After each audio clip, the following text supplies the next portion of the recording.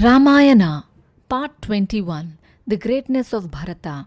Bharata travelled for 5 days and approached Ayodhya with Shatrughna. He was thrilled at the sight of Ayodhya. He was also surprised. There seemed to be no life in Ayodhya. There was the silence of death everywhere. People's faces were lackluster. Doors of houses were shut. There were no drawings in colored earth in front of the houses. There were no sounds of gongs and bells, no recitation from the Vedas in temples. There was no trading in shops. Troubled and surprised at this state of affairs, Bharata came to the palace. He bowed to Kaikeyi and asked, "Mother, why is Ayodhya in this state? There is no brightness anywhere, but there are only signs of grief. No one says anything. The silence of the graveyard has enveloped Ayodhya. Solemnity reigns in mansions and stately residences. I do not see the Maharaja, and I do not see Sri Rama, Sita, and Lakshmana. Where are they?" His mind was in utter turmoil. Kaikeyi replied, "My child, your father is in heaven. He had performed many good actions and sacrifices on earth and is now happy in heaven. Do not be worried." The news of their father's death struck Bharata and Shatrughna like a lightning. They swooned and collapsed. Kaikeyi and the other servants were in panic. They tended the two and they regained consciousness. Bharata wept loudly, saying, "O cruel fate, what have you done? You took away my father from us so soon." When the messenger said I was to return post haste, I was happy imagining that Sri Rama would be crowned. But news of my father await us here. What an irony! So saying, he sighed. After a while, Bharata said, "Mother, where is Sri Rama? And where is Lakshmana? I don't see my sister-in-law also. Where have they all gone?" At first, Kaikeyi did not know how to answer him, but she collected herself and said, "Child, they all went to the forest." Her reply was a bolt from the blue to Bharata. He said, "To the forest? But why? Why did they go to the forest? Who sent them there?" Kaikeyi said, "My son, don't be in a hurry. Whatever has happened is for your good. Sri Rama went to the forest at my desire. He will not return for 14 years. Henceforth, you will be the king. You will be crowned. Be comforted. Perform the funeral of your father. After that, you will be the king." As he listened to his mother, Bharata felt as if hot charcoal was being heaped on him. He could not at first make out whether she was serious or joking, but surely that was not the time for light-heartedness. So she must be in earnest, he thought. At once he felt strong revulsion. He trembled with anger. "You sinner! I loathe you too much to call my mother. Fie! Fie! You drove Sri Rama, the eldest son of the family, to the forest? May I know what sin he had committed? He is righteous, truthful, and does only virtuous acts. How could you drive him to the forest? Is he not the eldest of us all? After our father's death, is it not his right to be the king? Whoever told you that if you dispatched Sri Rama to the forest, I would consent to be crowned? Is it proper for the younger brother to covet what belongs to his elder brother as a matter of right?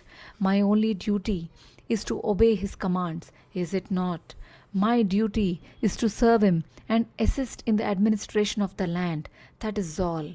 Am I fit to sit on the throne? That is the privilege of Sri Rama, the eldest son of the family. He can treat the people pleasingly. He can rule righteously and devotedly. How the people love him! Such a noble man. You have driven away to the forest?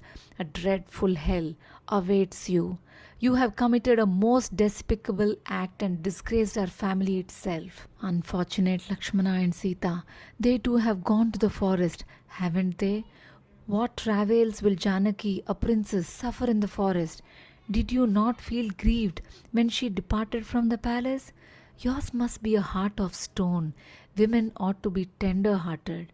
They should desire only the good of one and all. They ought not to discriminate, looking upon people as our people or other people. But you have transgressed all these principles. You are most hard-hearted. That is why you have sent them to the forest. You wish nobody well, or else you would not have condemned Rama to life in the forest. You killed Dasharatha. You have discriminated me and Sri Rama. How much Kausalya and Sumitra must have grieved over this. Now I realize the cause of Dasharatha's death. His heart burst because of your craftiness and your sins. Alas, the king could not spend his last days happily. Fie, you made him die of grief over separation from his son. You are a wicked woman. Happiness and joy reign in a house where the mistress is good natured. But if she is like you, the house is like a graveyard. If you think that I will jump at the chance to become the king, you are mistaken. I do not want a kingdom without Sri Rama. I will also go to the forest. I will take Kausalya and Sumitra with me. All the people will accompany us. We shall all go to the forest. You can stay in this palace and do as you please. I do not wish to stay here. So saying, Bharata rose. Just then, Kausalya and Sumitra came there. At the sight of these queens, Bharata was overwhelmed with grief. He was agitated, not knowing how deeply they had been shaken by his mother's evil act. He said to Kausalya, Mother, forgive me. I know absolutely nothing of all that went on here. I am deeply ashamed of my mother's sinful deed. Her demand that I should be made king is most vile. I seek your forgiveness for my mother's conduct. Mother, emphatically I say this, I do not covet the throne. No one but my eldest brother, Sri Rama, has a right to the throne of Kosala. I know not how my mother imagined that I would gladly consent to become the king. Not even in my wildest dreams have I sought the throne.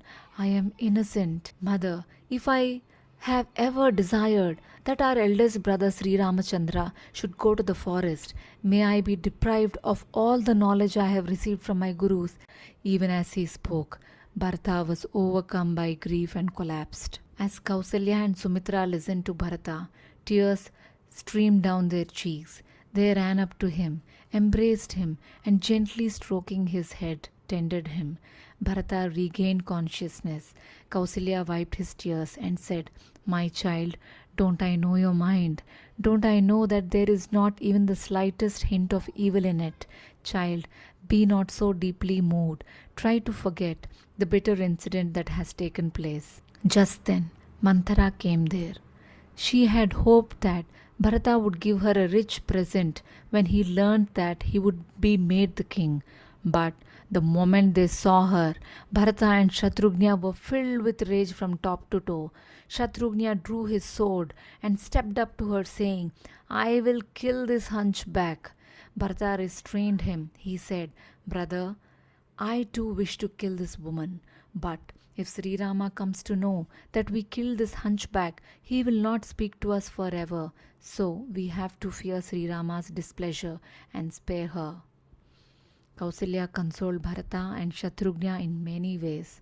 In a short while, royal priest Vashishta came there. He said, Bharata, I can understand your anguish, but this is not the time to give way to grief. First of all, you have to attend to the funeral of your father. Let us attend to other things later. Sighing, Bharata said, Respected sire, what troubles me is this.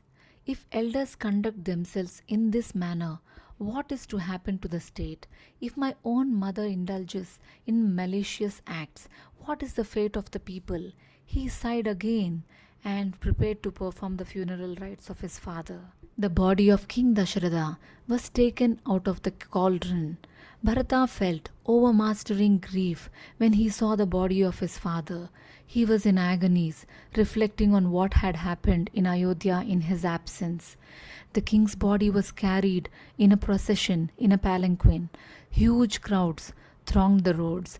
There was a veritable sea of people for a last glimpse of their king. Bharata, Shatrugna, ministers and Ritvikas participated in the procession. After the body had been placed on the bier, Bharata touched it with fire, with all due rituals. Masters of Samaveda sang hymns from the Samaveda. As the people watched the body of Dasharatha burning, they were stupefied. Women and children were distressed and offered the dead king the homage of tears. When the beer had been reduced to ashes, they all returned home with heavy heart. The obsequies went on for 10 days. Bharata gave in charity most generously, but his grief was unabated. Every day he remembered his father and shed tears.